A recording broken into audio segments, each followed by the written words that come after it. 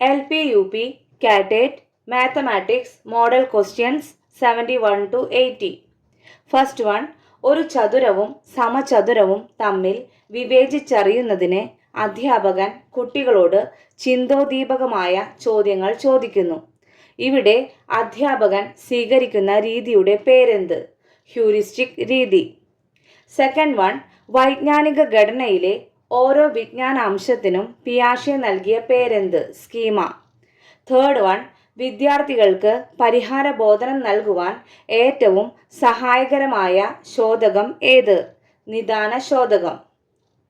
Fourth one, class മുറിയിൽ കുട്ടികളെ വർഗീകരിക്കുന്നതിനും അവരുടെ സ്ഥാനം പ്ലേസ്മെന്റ് നിർണയിക്കുന്നതിനും ഏതുതരം മൂല്യനിർണയമാണ് ഏറ്റവും അനുയോജ്യമായത്? ആത്യന്തികം. ഫിഫ്ത്ത് വൺ, 5 മുഖങ്ങളുള്ള ഒരു സ്തംഭത്തിൻ്റെ വക്കുകളുടെ എണ്ണം എത്ര? 9.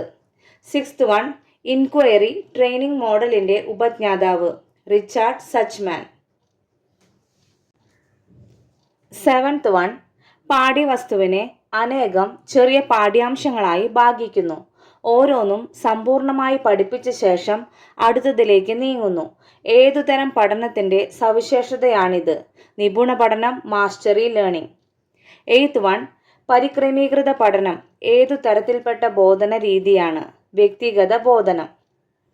നയൻത്ത് വൺ, കുട്ടികളുടെ പഠന പ്രയാസങ്ങൾ കണ്ടുപിടിക്കാൻ ഉപയോഗിക്കുന്ന ശോധകം ഏത്? നിദാന ശോധകം, ഡയഗ്നോസ്റ്റിക് ടെസ്റ്റ്. 10th വൺ, 12ാം നൂറ്റാണ്ടിൽ എഴുതപ്പെട്ട ബീജഗണിതത്തിൻ്റെ രചയിതാവ് ആരാണ്? ഭാസ്കരാചാര്യൻ. Thank U.